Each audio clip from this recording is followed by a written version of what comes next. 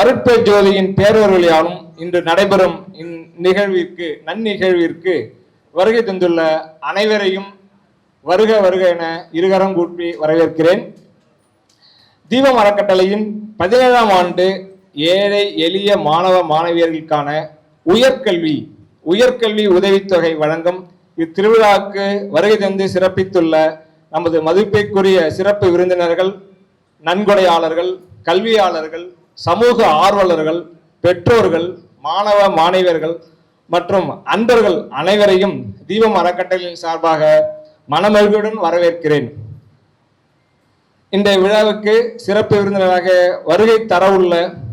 வருகை தந்து நம்மை பெருமைப்படுத்தியுள்ள திரு சாது ஜானகிராமன் அவர்கள், திரு எஸ் ஆஷா மரீனா குமார் அவர்கள் மற்றும் டாக்டர் எஸ் கே ரஞ்சித் அவர்கள் ஆகியோருக்கு வருகை தரவுள்ள சீஃப் கெஸ்ட் வருகை தரவுள்ள இவங்களுக்கு தீபம் அறக்கட்டளையின் சார்பார்ந்த மனமார்ந்த வரவேற்பை நன்றி தெரிவித்துக் கொள்கிறோம். இந்த உயரிய கல்வி பணிக்கு தொடர்ந்து ஆதரவு அளித்து வரும் அனைத்து நன்கொடையாளர்கள், கல்வியாளர்கள், தன்னார்வலர்கள் மற்றும் விழா ஏற்பாட்டில் பங்களித்த அனைவருக்கும் எங்களது மனமார்ந்த நன்றியை தெரிவித்துக் கொள்கிறோம். இன்று உயர்கல்வி உதவித்தொகை பெறும் மாணவ மாணவியர்கள் அனைவருக்கும் எங்களது இதயபூர்வமான வாழ்த்துக்களை தெரிவித்துக் கொண்டு இந்நிகழ்ச்சி சிறப்பாக நடைபெற அனைவரின் ஒத்துழைப்பையும் அன்புடன் கேட்டுக்கொள்கிறோம். டாக்டர் எஸ் ஆஷா மரீனா குமார் அவர்களுக்கு நம்முடைய நிறுவன தலைவர் பாலாயா அவர்கள் பொன்னாடை அணிவித்து பாராட்டுகிறார்கள். அதே போல திருவருட்பிரகாச வள்ளலாருடைய அருள்நெறியை பரப்பிக் கொண்டிருக்கிற திரு சாது ஜானகிராமன் அவர்களுக்கு பாலாயா அவர்கள் இப்பொழுது பொன்னாடை அணிவித்து மகிழ்கிறார்கள். ரோட்டரி கிளப் வேளச்சேரி திரு பாலச்சந்திர அவர்களுக்கு தீபம் அறக்கட்டளை பொன்னாடை அணிவித்து மகிழ்கிறது.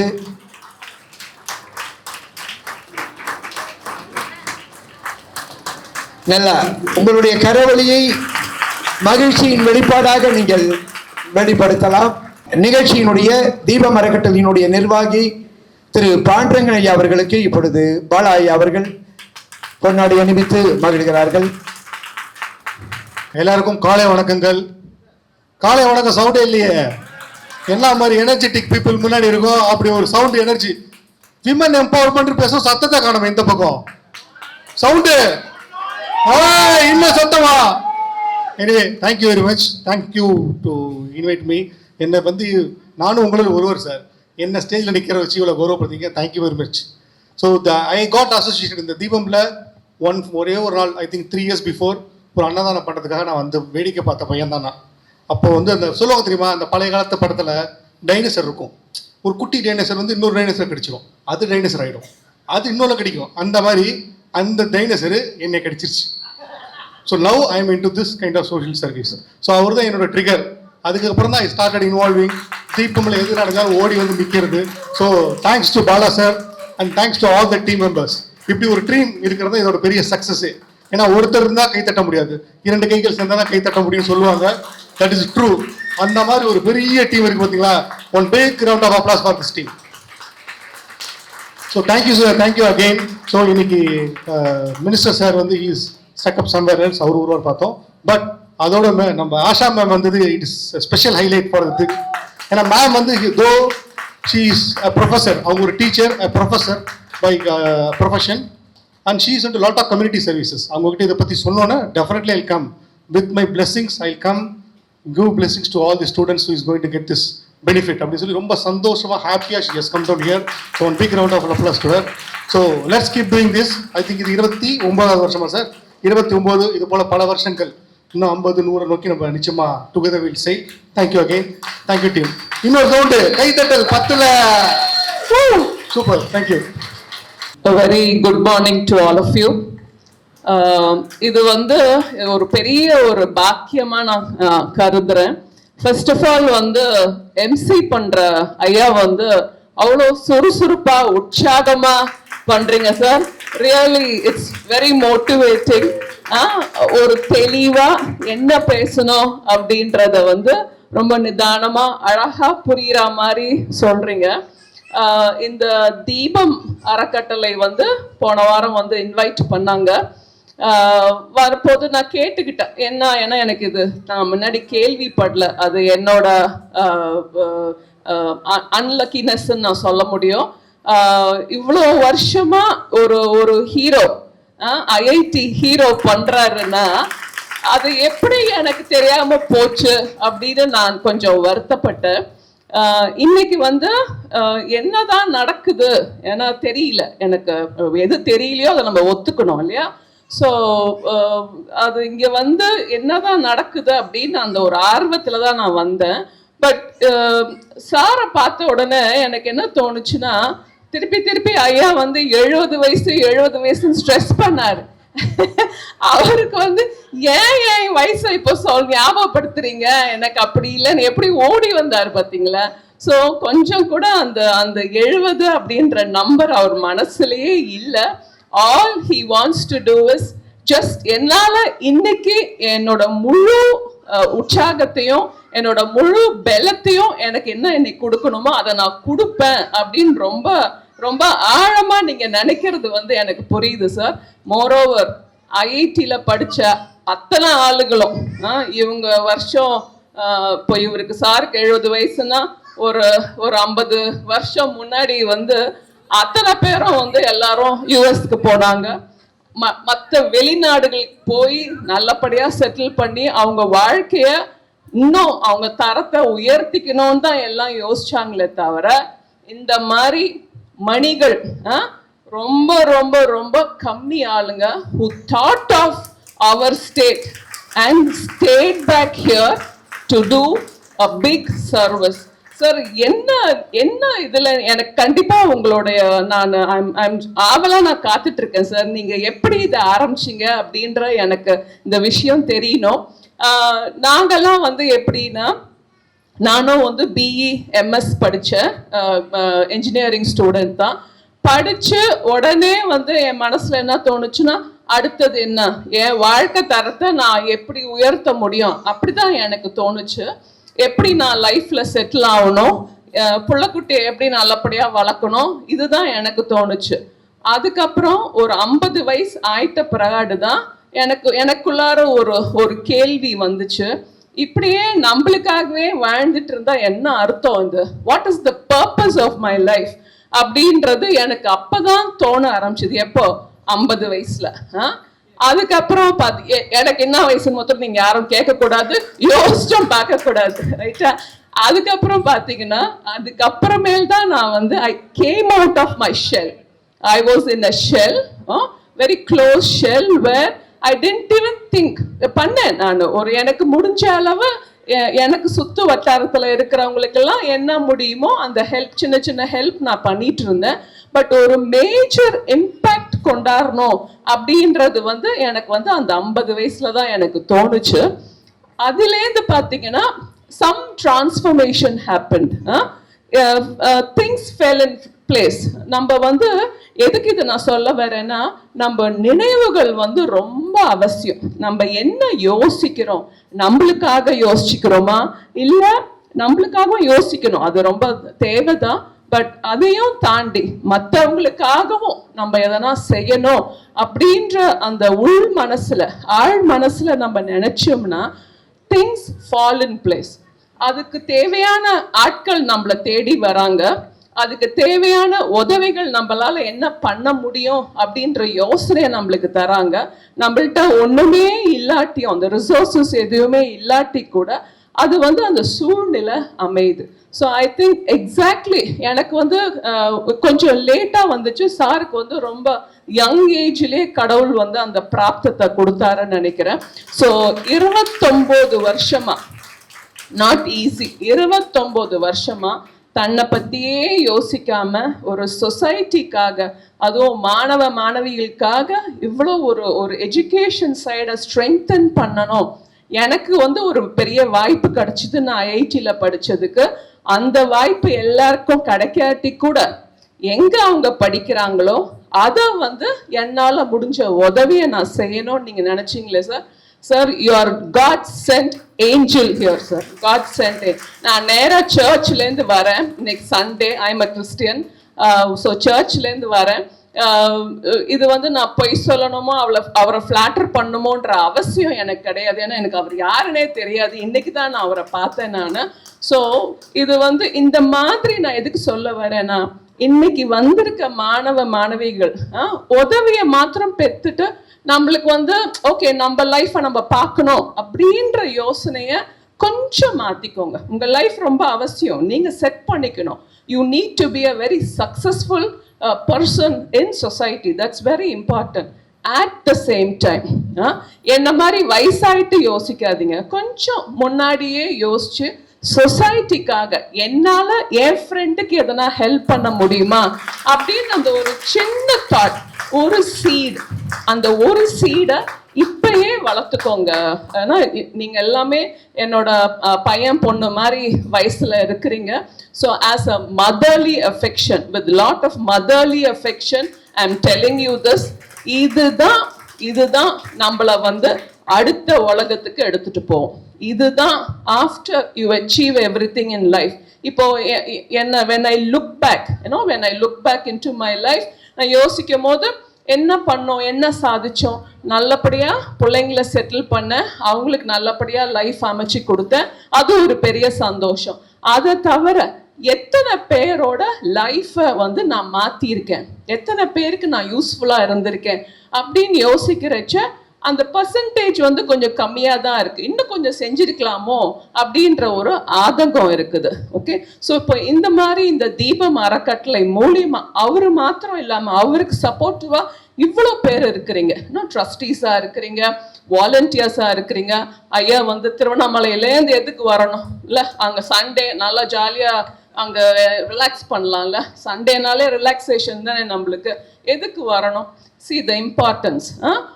உங்களுடைய வாழ்க்கை தரம் நல்லபடியா அமையணும். நீங்க இத முன் வச்சு அடுத்தவங்களுக்கு எப்படி நீங்க யூஸ்ஃபுல்லா பயனடைய முடியும் அப்படின்ற எடுத்துக்காட்டுக்கு தான் சாரெல்லாம் வந்திருக்காங்க. ரோட்டரி கிளப்ல இருந்து ஐயா வந்திருக்காரு, கம்யூனிட்டி சர்வீஸ்ல இருந்து. அங்க ஒருத்தர் ஒளிஞ்சிட்டு உட்காந்துட்டு இருக்காரு, என்னோட ரொம்ப நாள் ஃப்ரெண்ட் பாலாஜி சார். அவர் எப்படி இங்க வந்தாருன்னு எனக்கு தெரியல, it's a surprise for me.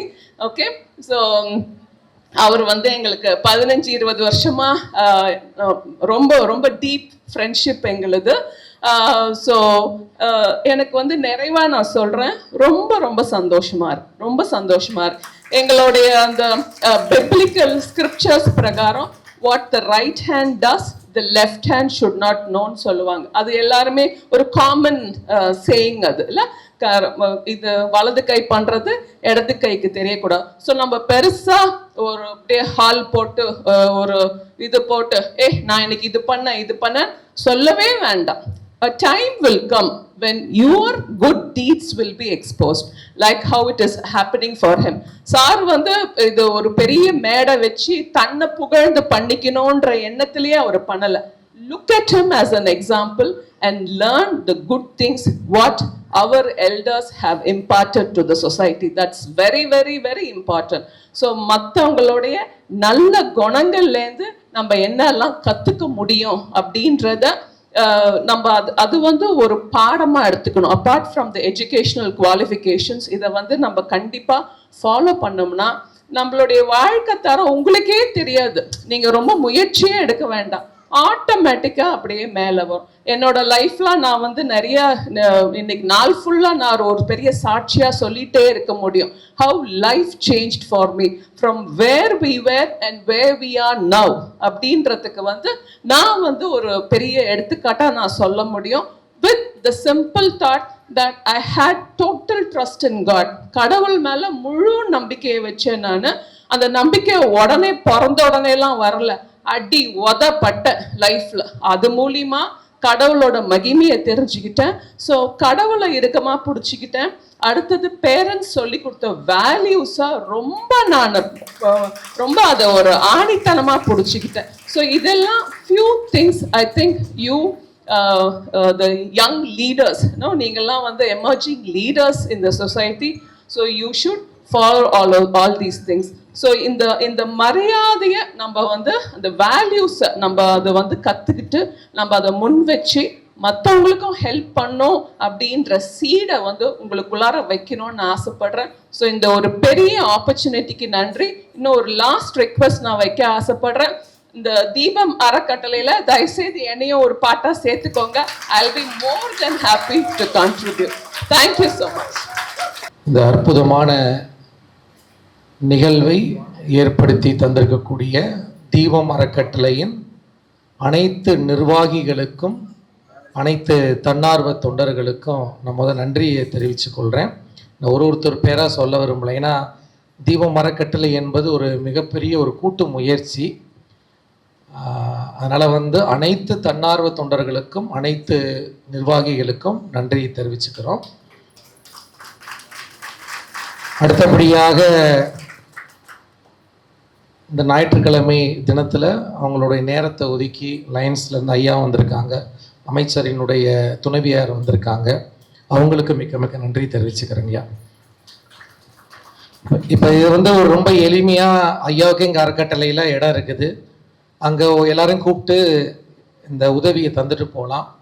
இப்படி ஒரு மண்டபம் எடுத்து சமுதாயத்தில் முக்கிய பிரமுகர்கள் எல்லாம் கூப்பிட்டு இந்த குழந்தைகளையும் ஒரு மரியாதை செய்யணும் அப்படின்னு ஏன் சொல்கிறாங்கன்னா,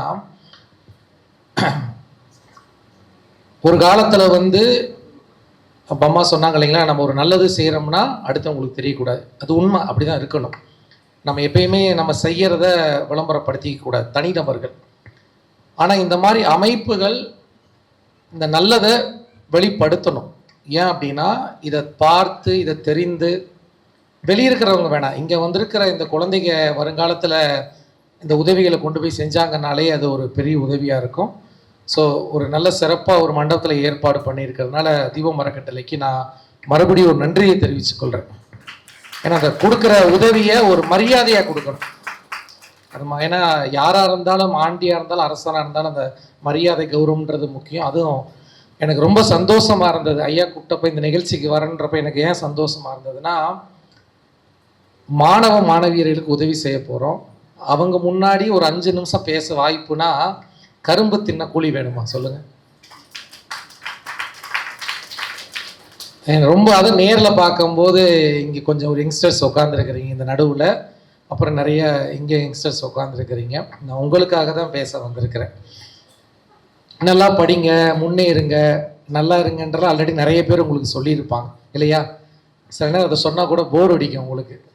யாரும் நல்லா இருக்கிறதுக்காகலாம் படிக்கலை, நல்லா இருக்கணும்னு தான் படிக்கிறோம்.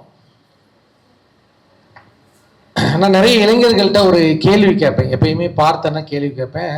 அதே மாதிரி உங்கள்கிட்ட கேள்வி கேட்குறேன். நீங்கள் என்னப்பா உன்னோட லட்சியம் அப்படின்னு கேட்டேன்னா எல்லாரும் என்ன சொல்லுவாங்கன்னா, சார் நான் டாக்டர் ஆகணும், நான் இன்ஜினியர் ஆகணும், ஏதாவது ஒரு பதிலை சொல்லுவாங்க. பொதுவாக இந்த டாக்டர் இன்ஜினியர்ன்றது பொதுவாக இருக்குது. இது மாதிரி ஏதாவது ஒரு தொழிலை சொல்லுவாங்க. நான் அவங்கள்ட்ட மறுபடியும் கேட்பேன், நீங்கள் ஏதாவது ஒரு படித்து ஆளாகணும்னு நினைக்கிறீங்க, அது 25 வயதுலேயோ இல்லை 30 வயதுலேயோ, ஏன் ஒரு 35 வயதில் நீங்கள் நினச்ச அந்த கனவு நடந்துடும் இல்லையா? நடந்துருமா? கண்டிப்பாக அதுக்குள்ளே நீங்கள் நடந்துடும். நீங்கள் லட்சியம்னு சொன்ன அது நடந்துருச்சு, ஒரு 25, 30, 40 வயசில் நடந்துருச்சுன்னா அதுக்கப்புறம் உங்கள் வாழ்க்கையில் லட்சியமே இருக்காதா? இருக்காதா? ஒரு பெண் ஒரு குழந்தையை பார்த்து கேட்குறோம், உன்னோட லட்சியம் நான் டீச்சர் ஆகணும், ஒரு ப்ரொஃபஸர் ஆகணும்னு சொல்கிறாங்க.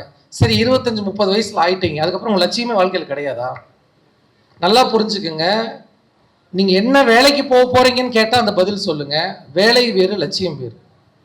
எல்லாரும் என்ன பண்ணிக்கிறீங்கன்னா, வேலைக்கு என்ன போகணுன்றதை சொல்கிறதுக்கு இடத்துல லட்சியம் கிடையாது. ஒரு 30, 35, ஒரு 40 வயசுக்குள்ளே கண்டிப்பாக ஏதாவது ஒரு வேலைக்கு எல்லாரும் உட்காந்துட போகிறோம். அவங்கவுங்க சூழலுக்கு ஏற்றாப்படி அவங்க முயற்சி. ஆனால் அது லட்சியம் அல்ல. உங்களுடைய உடம்புல உயிர் போற வரைக்கும் உங்களுக்கு ஒரு லட்சியம் இருக்கணும். அது என்ன சொல்லுங்க அப்படின்னா, மரத்துக்கு எத்தனை அறிவு சொல்லுங்க? மரத்துக்கு எத்தனை அறிவுங்கய்யா? ஓர் அறிவு. சயின்ஸ்ல என்ன சொல்றாங்க? ஓர் அறிவு. நமக்கெல்லாம் 6 அறிவு. ஓர் அறிவு மரம் நிழல் தருது. என்ன தருது? நிழல் தருது. இப்போ திருவண்ணாமலையெல்லாம் ரொம்ப வெப்பமான பூமி. அதாவது இப்போ அடிக்கிற வெயிலுக்கெல்லாம் ஒரு புங்க மரத்து கீழே உட்காந்து பாருங்க, ஜில்லுன்னு இருக்கு. அப்படியே அந்த மரத்தை மேலே பார்த்தீங்கன்னா கிளி உட்கார்ந்துருக்கு, மைனா உட்கார்ந்துருக்கு, குருவி உட்கார்ந்துருக்கு. அது வாழ்வதற்கு கூடு கட்டுறதுக்கு இடமும் கொடுக்குது. அடுத்தபடியா பகல் அது கீழே உட்கார்ந்தீங்கன்னா பிராண காற்று கொடுக்குது. அந்த இலை உதிர்ந்து கீழே விழுந்து அந்த மரத்துக்கு அதுவே உரமாக்கி கொள்ளுது. அங்க வாழக்கூடிய மனிதர்களுக்கு பிராண காற்றையும் கொடுக்குது. கொடுக்குதா எல்லாரும்? உங்களதான் கேட்கிறேன். எல்லாரும் இளைஞர்கள் கொடுக்குதா எல்லாருக்கும்? ஸோ அதுக்கு எத்தனை அறிவு? ஓர் அறிவு.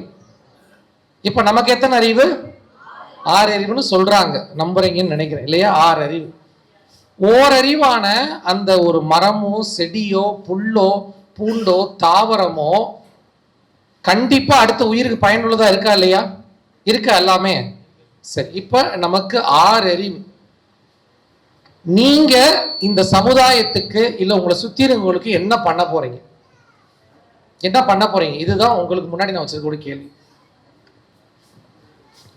ஐயா அவர்களுக்கு நல்ல கரங்கோசம் கொடுப்பி அவங்களுக்கு டாக்டர் ரஞ்சித் அவர்களை மேடைக்கு அழைக்கிறோம். பாலகுருகுலத்தின் நிறுவனர் டாக்டர் எஸ்கே ரஞ்சித் அவர்களை வரவேற்கிறோம். உங்க எல்லாருக்கிட்டையும் ஒரு தாழ்மையான வேண்டுகோள். நீங்க தான் அடுத்த இந்தியா, நீங்க தான் அடுத்த தமிழ்நாடு, நீங்க தான் அடுத்த உலகம். சுவாமி விவேகானந்தர் 50 முதியோர்களை கொடுங்கன்னு கேட்டாரா, 50 இளைஞர்கள் கொடுங்கன்னு கேட்டாரா? 50 இளைஞர்கள் கொடுங்கன்னு தான் கேட்டாரு. இந்த இளைஞர்களுக்குள்ள எத்தனையோ மருத்துவர்கள் இருக்கலாம், எத்தனையோ இன்ஜினியர்ஸ் இருக்கலாம், ஏன் எத்தனையோ விவேகானந்தர்களும் இருக்கலாம், எத்தனையோ வள்ளலார்களும் இருக்கலாம், ஏன் வருங்கால முதலமைச்சர் கூட இங்க இருக்கலாம் இல்லையா? வருங்கால முதலமைச்சர் கூட இங்க இருக்கலாம், வருங்கால பிரதமர்கள் கூட இங்க இருக்கலாம்.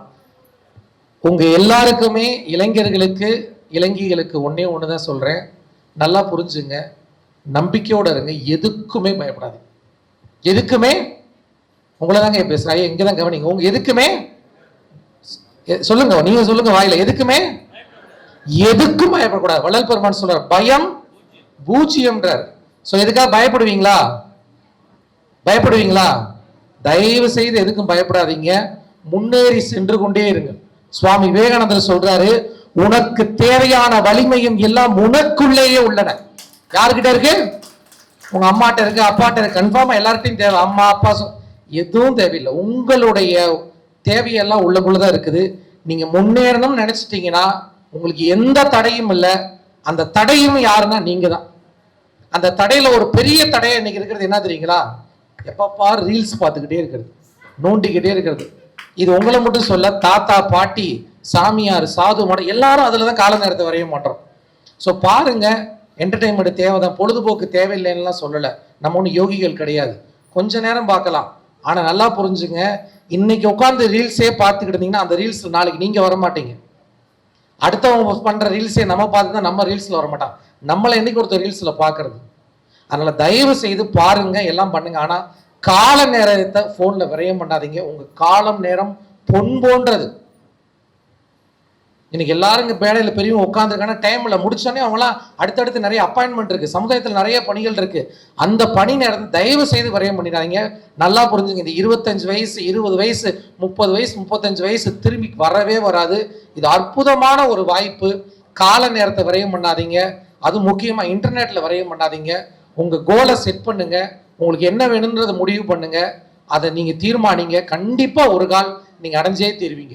திருவள்ளுவர் சொல்றாரு, எண்ணியர் எண்ணியாங்கு எய்துவர் எண்ணியர். சொல்லுங்க, நீங்க சொல்ல மாட்டீங்களா? உங்கள்ட்ட தான் கேட்கிறேன் நான். உங்கள் திண்ணியராக பெரியும். புரிஞ்சதுங்களா?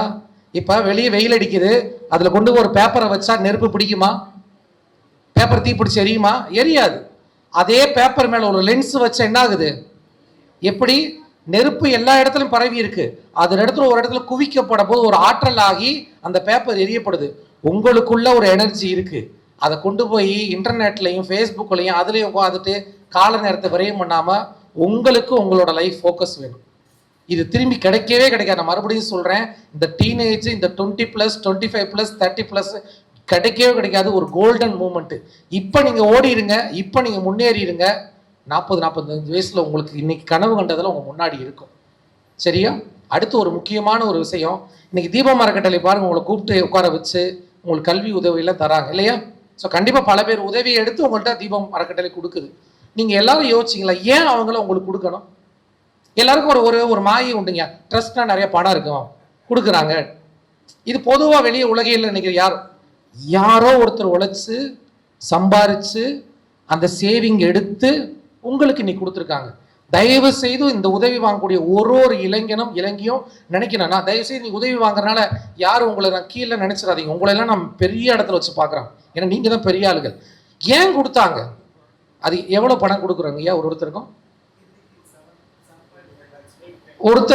ஒருத்தருக்கு ஏறத்தாழ ஆவரேஜா ஒருத்தருக்கு 8,000 ரூபாய். 8,000 ரூபாய் பணம். நல்லா புரிஞ்சுங்க, திருவண்ணாமலையில காலையிலிருந்து சாயந்தரம் வரைக்கும் கூலி வேலை பார்த்தா 350 ரூபா இல்லைங்களா? 350 ரூபா காலையில. இப்ப நம்மளோட சங்கத்துல காலையில நிலத்துல உரமா பாத்திரம் கழுவி எல்லாம் பண்ணா சாயந்தரம் அந்த அம்மா வீட்டுக்கு 350 ரூபா எடுத்துட்டு போவாங்க. எத்தனை 350 ரூபா சேர்ந்தா 8,000 ரூபாய். அப்ப 8,000 ரூபாயை நம்பி உங்களை ஒப்படைச்சிருக்காங்கன்னா நீங்க 8,000 ரூபாய் வரல, உங்களோட பொறுப்பு இருக்கு. ஸோ நீங்க அதை மறந்துடாங்க. 8,000 செக் கொடுத்தாங்க, காலேஜுக்கு போயிடுச்சு, அங்க போய் படிப்புல வேஸ்ட் பண்ணாங்க. தயவு செய்து உங்களை நம்பி கொடுக்குறாங்க. ஏன்னா நான் மறுபடியும் சொல்றேன், இந்த 8,000 ரூபாய் வாங்கக்கூடிய ஒரு இளைஞனும் இலங்கைக்குள்ள வள்ளலார் இருக்காரு, சுவாமி விவேகானந்தர் இருக்காரு, வருங்கால பிரதமர் இருக்கிறார், வருங்கால முதலமைச்சர் இருக்கிறார். சோ நம்ம இன்னைக்கு கஷ்டப்பட்டோம், நம்ம இன்னைக்கு வந்துட்டோம், இந்த பிள்ளைகளுக்கு கிடைக்கணும்னு சொல்லி எங்கேயும் யாரோ தன்னை வெளிப்படுத்தாம இந்த உதவிகளை உங்களுக்கு கொடுத்துருக்காங்க. அதனால மறுபடியும் சொல்றேன், கால நேரத்தை விரயம் பண்ணாதீங்க, சரியா? அடுத்து நிறைவா ஒரே ஒரு தகவல் சொல்லிட்டு நான் நிறைவு பண்ணிடுறேன். இந்த வந்திருக்க இளைஞர்கள் இளைஞர்கள் உங்க எல்லாருக்கும் பாக்கெட் மணி கொடுப்பாங்களா? பாக்கெட் மணி எல்லாம் கொடுக்குறாங்களா? இல்ல கண்டிப்பா கொடுப்பாங்க, அப்படிலாம் கிடையாது. நீங்க நினைச்சா முடியும். உங்க கையில ஒரு 10 ரூபா இருக்குன்னு வச்சுங்களேன், உங்க கையில ஒரு 10 ரூபா இருக்கும். எல்லாரும் என்ன நினைக்கிறாங்கன்னா, படிச்சு முடிச்சுட்டு வேலைக்கு போயிட்டு உதவி பண்றேன்னு சொல்றாங்க. அதெல்லாம் கிடையாது. நீங்க காலேஜுக்கு போறீங்க, ஒரு 10 ரூபா கையில இருக்கா, கண்டிப்பா ஒரு டீ வாங்கி சாப்பிடலாம், ஏதாவது உங்களுக்கு தேவையான செஞ்சுக்கலாம். நானும் படிச்ச காலத்துல எனக்கு 1 ரூபா கொடுப்பாங்க, 10 பைசா தான் தருவாங்க. அதை வாங்கி நான் என்ன பண்ணுவேன்னா நானே சாப்பிட்டு முடிச்சிருவேன். இன்னைக்கு திரும்பி பார்க்கும்போது ரொம்ப அசிங்கமா ஃபீல் பண்றேன். ஒரு 10 பைசா இருந்தப்ப அதை வாங்கி நானே சாப்பிட்டு என்ஜாய் பண்ணிட்டேன். அது எவ்வளவு அசிங்கம் தெரியுங்களா? காக்கா கூட பாருங்க, காக்காக்கு சாப்பாடு வச்சுட்டீங்கன்னா, தண்ணி வச்சுட்டீங்கன்னா கொத்தி குடிச்சு பார்த்துட்டு உடனே போய் பறந்து 10 காக்கா கூட்டு வருது. ஆனா நமக்கு 6 அறிவுன்றாங்க, அதுக்கு அறிவு கம்மின்றாங்க. நமக்கு ஒரு பாக்கெட் மணி இருந்தா நம்மளே சாப்பிட்டு வாங்கி என்ஜாய் பண்றோம். முடிஞ்ச பக்கத்து ஃப்ரெண்டு பாக்கெட் மணி புடுங்குறோம் இல்லையா? ஏன்னா சமுதாயம் நம்மளுக்கு அப்படிதான். டேய் நல்லா படுறா, 4 ஏன்டா தர்மம்லாம் பண்ணாதரா, நீ உன்னை காப்பாத்திக்கடா. தர்மம் பண்ற கூட என்கரேஜ் பண்ற சொசைட்டி இல்ல. ஒன்ன பாடுறான்றாங்க. நீ ஒன்ன பார்க்காத, பக்கத்துல உன்னோட தட்டப்பாரு. அவன் பசியோட இருந்தா அவனுக்கு சாப்பாடை வாங்கி கொடுத்து பாருங்க, கண்டிப்பா சொல்றீங்களா பெரிய ஆள் அவங்க. சோ நீங்க படிச்சு முடிச்சு உதவி செய்யல, இன்னைக்கு ஸ்டார்ட் பண்ணுங்க. உங்க கையில 10 ரூபா இருக்கா, 3 ரூபா எடுங்க, ஒரு 5 ரூபா எடுங்க, ஒரு பிஸ்கட் வாங்குங்க. ஒரு நாய்க்குட்டி இருக்கும்ல, கண்டிப்பா அது கூட்டு போய் ஒரு அன்பா போட்டு வாங்க போதும். எதுவுமே முடியல, ஒரு ஸ்பூன் சர்க்கரை எடுங்க, மூளையில எறும்பு நிறைய இருக்குல்ல அதுக்கு வைங்க. இதுக்கு ஏதாவது காசு பணம் வேணுமா? எதுவுமே முடியலையா, ஒரு குடத்தை தண்ணி எடுங்க, 4 மரத்துக்கு ஊத்திட்டு, இறைவன் இந்த காசுல இது தண்ணி மட்டும் ஊத்திடுறேன் அப்படின்னு செஞ்சு பாருங்க. இந்த தர்மம் உங்களை காப்பாற்றும். நீங்க எதையுமே தேவையில்லை, இந்த தர்மம் செஞ்சு பாருங்க. இந்த தர்மம் செய்யுங்க, உங்களால படிப்புல முயற்சி பண்ணுங்க, உங்க லைஃப் கோலை செட் பண்ணுங்க. இந்த தர்மம் கடைசி வரைக்கும் உங்களுக்கு நின்று காப்பாற்றும். இன்னைக்கு தீபம் அறக்கட்டளையில 1000 பேருக்கு சாப்பாடு போடுறாங்க, அதுல எத்தனை பேர் சாப்பிட்டு போறாங்க? ஏன் அவங்க சாப்பாடு போடணும்? யோசிச்சு பார்த்தோமா? முதல்ல இருக்கிற கல்வி உதவி கொடுக்கணும், ஏன் கூப்பிட்டு அவர் சோறு போடுறாரு? எல்லாத்துக்கும் காரணம் யாரு? வள்ளலார். அவர் ஒரு துறவி, அவர் ஒரு ஞானி. எத்தனை துறவி ஞானிகள் தமிழ்நாடு போட்டுருது? இன்னைக்கு ஏன் வள்ளலார் தமிழ்நாடே போட்டுருது சொல்லுங்க? அவர் துறவியாக மட்டும் இருந்து போகல. அவர் என்ன பண்றாரு? அன்னைக்கு 1865 பஞ்சம் தமிழ்நாட்டுல, அப்படியே பஞ்சம். எப்படி பஞ்சம் தெரியுங்களா? சாப்பிட்டு பல நாள் ஆச்சா. வள்ளலார் ஐயா சாப்பாடு போட போறாரு தர்மசாலைன்னு கேள்விப்பட்டு 1 வாரத்துக்கு முன்னாடி அந்த இடத்துல வந்து எல்லாம் உட்காந்துட்டாங்களாம். ஏன்னா அவங்களாம் சாப்பிட்டு 1 வாரத்துக்கு மேல ஆகுது. அன்னைக்கு சாப்பாடு என்னன்னா, புளியங்கொட்டையை அரைச்சு குடிச்சிடணும், புண்ணாக்க சாப்பிடணும். அன்னைக்கு அரிசி சோறுலாம் கிடையாது, அப்படி கஷ்டம். நீங்களே கற்பனை பண்ணி பாத்தீங்களா? புளியங்கொட்டையை அரைச்சு சாப்பிடணுங்கய்யா.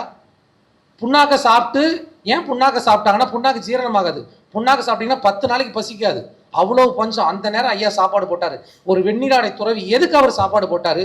அந்த உயிரும் என் உயிர் தான், கடவுளை எங்கேயும் தேடாத அந்த உயிர்ல தேடினார். அந்த இன்ஸ்பிரேஷன் இன்னைக்கு உலகம் முழுவதும் வள்ளலார் பக்தர்கள் உதவி செய்யறாங்க. ஸோ இன்னைக்கு தீபம் அறக்கட்டளை இன்னைக்கு உதவி செய்யுதுன்னா பல அறக்கட்டளைகள் இருக்கு, பல சேரிட்டபிள் ட்ரஸ்ட் இருக்கு, நிறைய என்ஜிஓ ஒர்க் பண்றாங்க. ஆனா இன்னைக்கு அவர் என்ன பண்றாரு, வள்ளலார்ன்ற ஒரு கருத்தையும் தூக்கி பிடிச்சு இன்னைக்கு அந்த சேவைகள் செஞ்சுட்டு இருக்கிறாங்க. அம்மா கூட கேட்டாங்க அவரோட சீக்ரெட் என்ன, எப்படி சுறுசுறுப்பாக்காங்கன்னா அவர் வெஜிடேரியன் அன்னதானம் கொடுத்துக்கிட்டே இருக்காங்க. அந்த தர்மமும் அந்த ஜீவகாருண்யமும் இன்னைக்கு அவங்களை எனர்ஜியா வச்சு இவ்வளவு பேருக்கு உதவி செய்வது. அதனால மறுபடியும் நான் நிறைவா வந்திருக்க எல்லா யங்ஸ்டர்ட்டையும் சொல்றேன், இன்னையில இருந்து, நாளையில இருந்து கிடையாது, இன்னையில இருந்து உதவி செய்வீங்களா? உதவி செய்யறது காசெல்லாம் தேவையில்லை. உங்க பாக்கெட்ல 10 ரூபா இருக்கான்னு பாருங்க. 10 ரூபாய்க்கு இன்னைக்கு ஒரு 15 ரூபா ஆகுது டீ எல்லாம். அதுல 3 ரூபா ஒரு பிஸ்கட் வாங்கி கொடுங்க. ஒரு பாட்டி, வயசான பாட்டி இருக்கா, ஒரே ஒரு கடையில போய் ஒரு வடை வாங்கி பாட்டி சாப்பிடு பாட்டின்னு சொல்லி பாருங்க. அந்த தர்மம் உங்களை சத்தியமாக காப்பாற்றும். இன்னைக்கு நீங்க 8000 ரூபாய் வாங்குறீங்க, நீங்க சம்பாரிச்சு பல 8 கோடிகளை பல பேர் கொடுக்கணும். கொடுப்பீங்களா? நீயா சம்பாரிச்சுக்கிட்டேன், நான் கல்யாணம் பண்ணிக்கிட்டேன், நான் அமெரிக்கா போய் செட்டில் ஆயிட்டேன்னா இந்த 8000 ரூபாய் பயனே கிடையாது. இது உங்களுக்கு விதைகளாக விதைக்கப்படுது. பல தீப அறக்கட்டளைகள் இங்க உருவாகணும். இந்த வாய்ப்புக்கு நன்றி கூறி நிறைவு பெறுகிறேன். எல்லா உயிர்களும் இன்புற்று வாழ்க. டாக்டர் ரஞ்சித், எத்தனை பேர் அவரை பார்த்துருக்கீங்க இதுக்கு முன்னாடி? கை தூக்க முடியுமா? 3 4 பேர் தான் பார்த்துருக்கீங்க. 5 பேர் 6 பேர் பரவாயில்ல. வேறு தன்னை காட்டிக்காது, ரூட். ஆனா ஃப்ரூட் மட்டும்தான் வெளியில தெரியும். நம்ம ஜானகிராமனையா அந்த ஓரறிவு ஆறறிவு அருமையா சொன்னாரு, பதிய வச்சுட்டாரு. இவரை பத்தி நிறைய சொல்லலாம். என்னை நெகிழ வைத்த சம்பவம், எல்லாரும் அந்த குழந்தைங்களை வளர்க்கறது, முதியோர்களை காப்பாத்துறது, சோறு போடுறது எல்லாரும் பண்றாங்க. படம் கூட எடுக்கிறாங்க. ஐயா 7வது அறிவு படம் ஐயாவது தான். பாத்தீங்களா? சூர்யா நடிச்ச 7வது அறிவு ஐயா எடுத்த படம் தான். என்ன நெகிழ வச்ச சம்பவம் என்னன்னா,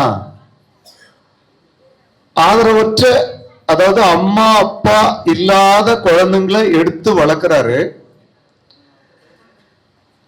அந்த குழந்தைங்கள ஒரு குழந்தை வளர்ந்து இன்னைக்கு ஜட்ஜ் ஆயிருக்கு. இவன் தான் மனிதன். இந்த சுனாமி டைம்ல அந்த அந்த ரெண்டு காட்சியை பார்க்கும்போது என்னால் கண்ட்ரோல் பண்ண.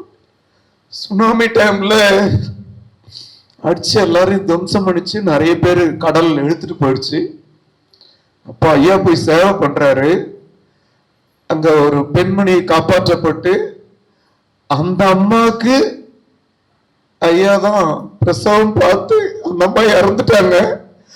அந்த குழந்தைய வளர்த்து இன்னைக்கு எம்காம் படிச்சுட்டு இருக்க அந்த குழந்தை. இது கதையல்ல, நிஜம். அப்படிப்பட்ட மனிதரை உங்களுக்கு அறிமுகப்படுத்துறதுல எனக்கு சந்தோஷம். அவர் நிறைய ஞானம் நிறைஞ்சு கிடக்குது அவர்கிட்ட.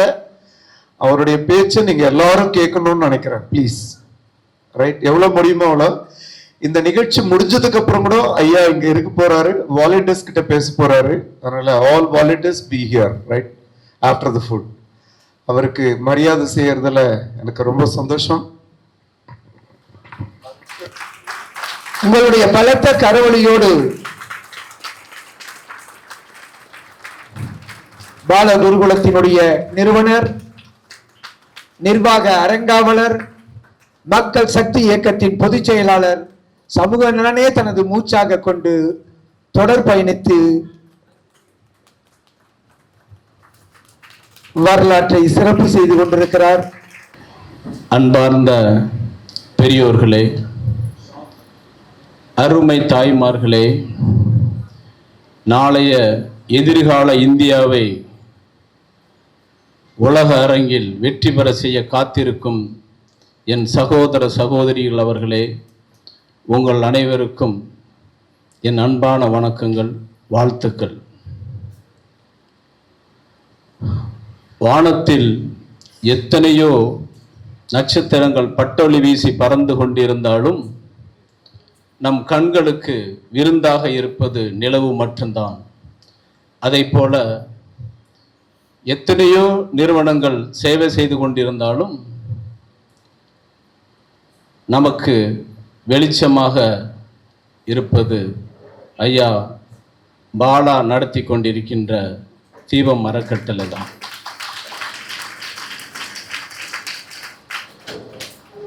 அன்பு என்பது 3 எழுத்து, அந்த அன்பிலே வருகின்ற பண்பு 3 எழுத்து, பண்பினால் உருவாகின்ற பாசம் 3 எழுத்து, பாசத்தினால் உருவாகின்ற நேசம் 3 எழுத்து, நேசத்தினால் உருவாகின்ற காதல் 3 எழுத்து, அந்த காதலுக்கு தேவையான வீரம் 3 எழுத்து, வீரம் விளைகின்ற களம் 3 எழுத்து, அந்த களத்திலே உருவாகின்ற வெற்றி என்பது 3 எழுத்து, வெற்றியின் நாயகர்களை உருவாக்குகின்ற தீபம் என்பது 3 எழுத்து.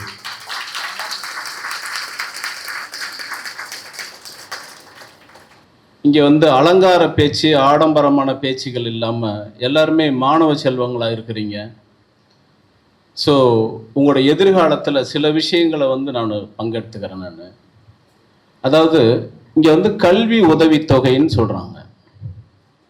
கல்வி உதவித்தொகை இன்னைக்கு நிறைய பேருக்கு கல்வினா என்ன, அந்த கல்விங்கிற வார்த்தை எப்படி கட்டமைக்கப்பட்டது, அந்த வார்த்தைகளை எப்படி உருவாக்கப்பட்டது, அந்த வார்த்தையினோட உள்ள அர்த்தம் என்ன, எத்தனை பேருக்கு தெரியும்? நான் கல்வி கேட்க போறேன், எல்லாரும் அதை சொல்றோம். ஆனா அந்த கல்விங்கிற வார்த்தை எப்படி உருவாச்சுன்னு தெரிஞ்சதுக்கு அப்புறம் தானே அதன் மேல ஒரு ஈர்ப்பு வர முடியும். எப்பயுமே ஹியூமன் சைக்காலஜி என்ன சொல்லுதுன்னா, ஒரு பொருள் மேல விருப்பம் வரும்போது மட்டும்தான் தேடல் உருவாகும். அந்த தேடல் தான் அர்த்தம் உள்ளதா மாறும். அப்போ அந்த வார்த்தையினுடைய அர்த்தம் எத்தனை பேருக்கு நமக்கு புரியும், எத்தனை பேருக்கு நமக்கு கற்றுக் கொடுக்கப்பட்டது? எங்கேயுமே இல்லை. அந்த கல்விங்கிற வார்த்தை எப்படி கட்டமைக்கப்பட்டிருக்கும் கொஞ்சம் கற்பனை பண்ணி பாருங்க. யாருக்காவது தெரியுமா? இங்க கொஞ்சம் ஃப்ரீயா பேசலாம், தெரிஞ்சதை பேசலாம். யாருக்காவது தெரியுமா கல்வினா என்ன? இன்னைக்கு நம்ம எதையோ பேசிட்டு இருக்கிறோம், எதையோ யோசிச்சுட்டு இருக்கிறோம். ஆனால் நம்ம டெய்லி பயன்படுத்தக்கூடிய வார்த்தைகளை நம்ம இன்னைக்கு தெரிஞ்சுக்கிறது இல்லை. அந்த வார்த்தைகள் தெரியாதனுடைய விளைவு தான் அதன் மேல ஈர்ப்பு இல்லை. ஈர்ப்பு இல்லாதனால தான் அதன் மேல சாதனை பண்ண முடியல. ஏன்னா சாதனைகள் எங்க உருவாக்கப்படுது?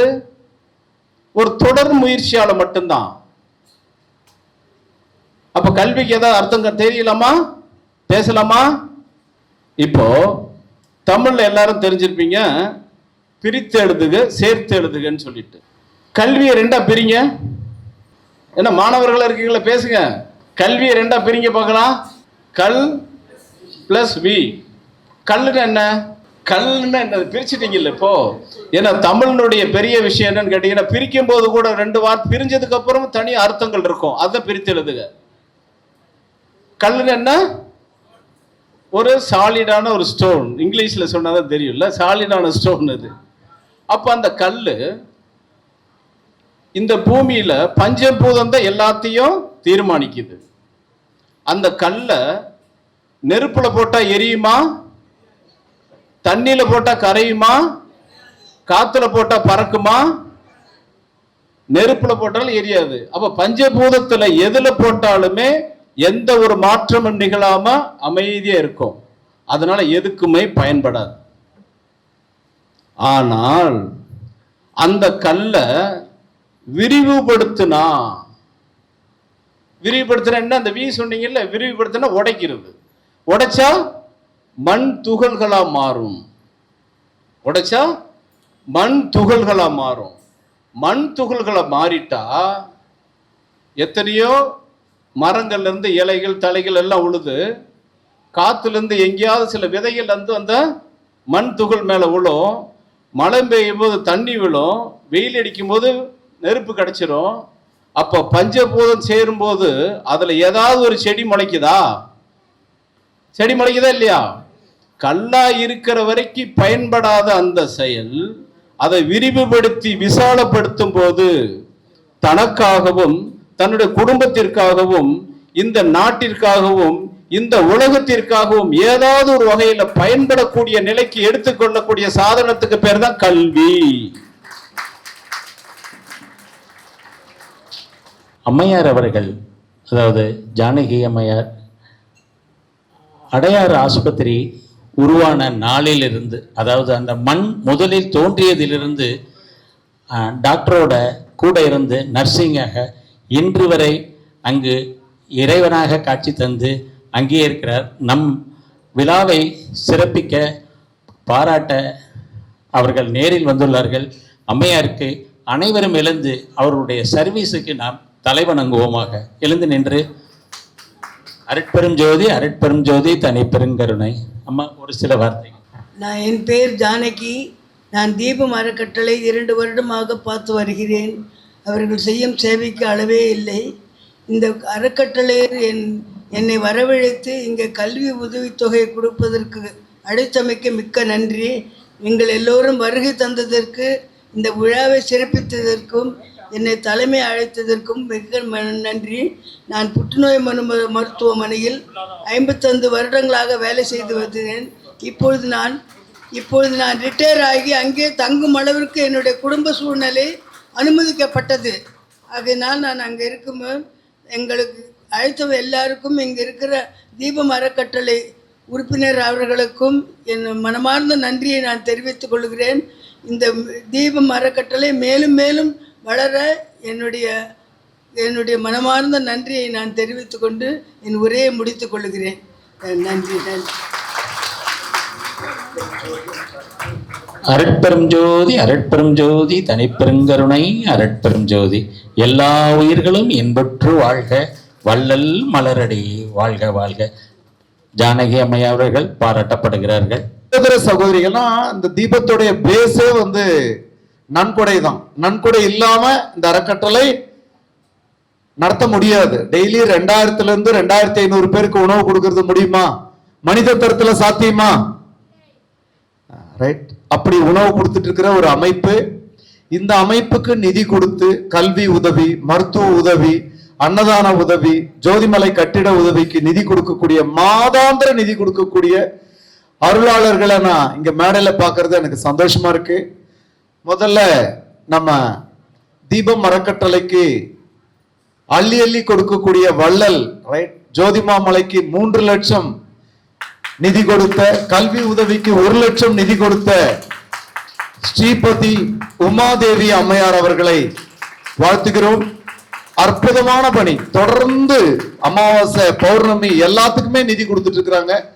அற்புதமான அந்த அம்மையார் அவர்களுக்கு தீபம் அறக்கட்டளையின் சார்பாக, நிர்வாகிகள் சார்பாக, வந்திருப்பவர்கள் சார்பாக மேடையில் பேராசிரியர் முத்துக்குமார் ஐயா அவர்களை மரியாதை செய்யுமாறு அன்போடு கேட்டுக்கிறோம். முடிந்தால் கைத்தட்டுங்கள். நிகழ்காலம் சந்தோஷம். கைத்தட்டும் போது நீங்களும் சந்தோஷமா இருக்கீங்க. நன்றி. நன்றிங்கம்மா. நன்றி உமாதேவி அம்மா. நன்றி. ஓரிரு வார்த்தைகள் மட்டும். தேங்க்யூ. நன்றி. பாராட்டியவர்களுக்கு நன்றி, பாராட்டப்பட்டவர்களுக்கு நன்றி. ரைட். அடுத்ததாக எனக்கு உடம்பே அப்படி நடுங்குது. ரிட்டையர்ட் ஆகி அம்மா 20 வருஷம் 25 வருஷம் ஆகுது. அயனாவரம் ஆண்டாள் அம்மா அவங்க ஹெட் மிஸ்ஸஸா இருந்து ரிட்டையர்ட் ஆயிட்டு மாதந்தோறும் தீபம் அறக்கட்டளைக்கு நன்கொடை கொடுத்துக்கிட்டே இருக்கிறாங்க. இந்த வாழ்வாதார உதவி, அன்னதான உதவி எல்லாமே பண்ணிட்டு இருக்கிறாங்க. அவங்கள நான் பார்க்கும்போது எனக்கு ஆனந்தமா இருக்குது, பேரானந்தமா இருக்குது. இப்படிப்பட்ட மனிதர்களால் இந்த பூமி இன்னும் செழிப்படையும். அவரையும் அவருடைய சகோதரர் திரு தனசேகரன் ஐயா அவர்கள் ரிட்டையர்ட் பேங்க் மேனேஜர், இப்போ கல்வி உதவி கொடுத்திருக்கார், மாதாந்திர உதவி, எல்லாத்துக்கும் அள்ளி கொடுக்கக்கூடிய வள்ளல்கள். எல்லார்கிட்டையும் பணம் இருக்கு, என்ன இல்லை, குணம் மட்டும் இல்லை, மனம் இல்லை, குணம் இல்லை. ரைட். கூட்டி வைத்திருக்கிற நம்முடைய அருட்பெருஞ்சோதி ஆண்டவருக்கு நன்றி செலுத்துக்கல. என்ன இந்த தீபம் அறக்கட்டளையின் பணி மேலும் மேலும் செழித்து ஓங்குவதற்கு இறைவன் துணை புரிந்து அருள் செய்ய வேண்டும். எல்லோருக்கும் நன்றி, வணக்கம். பெரிய பெரியோர்கள் வாழ்த்து, ஆண்டவருடைய வாழ்த்துக்கள். சார். அன்புள்ள அவையோர் அனைவருக்கும் வணக்கம். குறிப்பாக நம்முடைய தீபா பாலா அவர்களுக்கு என்னுடைய நன்றியும் நல்வணக்கமும். என்னுடைய பெயர் அவர்கள் அறிவித்தபடி தனசேகரன். நான் தேசிய வேளாண்மை ஊரக வளர்ச்சி வங்கி நபார்டு என்று சொல்லப்படுகின்ற அமைப்பில் பொது மேலாளராக இருந்து பல்வேறு மாநிலங்களுக்கு சென்று ஓய்வு பெற்றிருக்கிறேன். என்னுடைய தமக்கையார் இங்கே இருக்கின்ற திருமதி ஆண்டாளம்மாள் அவர்கள் மூலம் நம்முடைய பாலா அவர்கள் அறிமுகமானார்கள். அன்றிலிருந்து ஒரு ஏறக்குறைய 3 ஆண்டுகளாக என்னாலான சிறு சிறு உதவி நான் செய்து வருகிறேன். அதை அவர்கள் மிகவும் பெருமையுடன் குறிப்பிட்டுகிறார்கள். அந்த அளவுக்கு நான் தகுதியுடையவன் அல்ல. இருந்தாலும் நமக்கு சமுதாயம் என்ன அளித்ததோ அதில் ஒரு சிறு பகுதியாக நம் சமுதாயத்துக்கு அளிக்க வேண்டும் என்ற நோக்கத்தில் என்னால் ஆன உதவிகளை தீபம் அறக்கட்டளைக்கு இன்னும் சில நிறுவனங்களுக்கும் செய்து வருகின்றேன். இந்த நல்வாய்ப்புக்கு மிக்க நன்றி, நல்வணக்கம். வாழ்க வளமுடன்.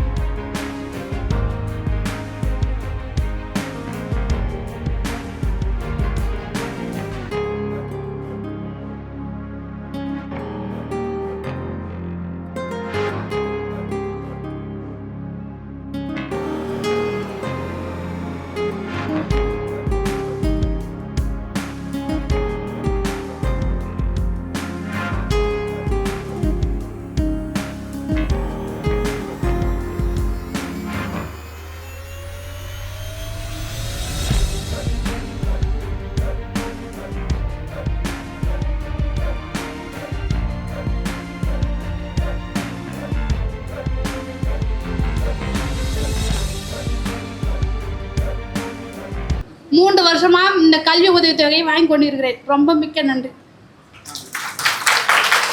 அருட்பெருஞ்சோதி அருட்பெருஞ்சோதி தனிப்பெருங்கருணை அருட்பெருஞ்சோதி.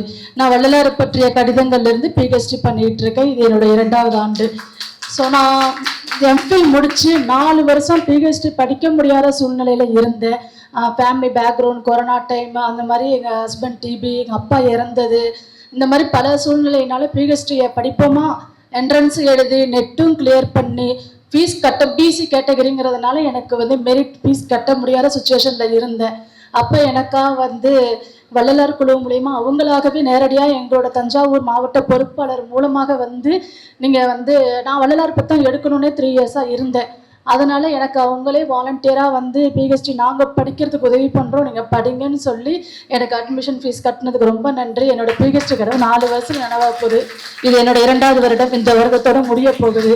ஃபீல்டு ஒர்க், தீசஸ் அனைத்துக்குமே இந்த வருஷம் எனக்கு கிடைக்குன்னு அப்ளைவே பண்ணல.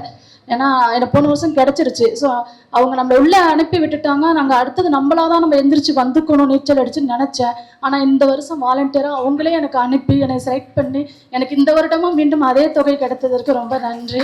பிஹெச்டி முடிந்த பிறகு நானும் இந்த கட்டளையில் ஓரளவுக்கு நான் உதவி கண்டிப்பாக செய்வேன். ரொம்ப நன்றி.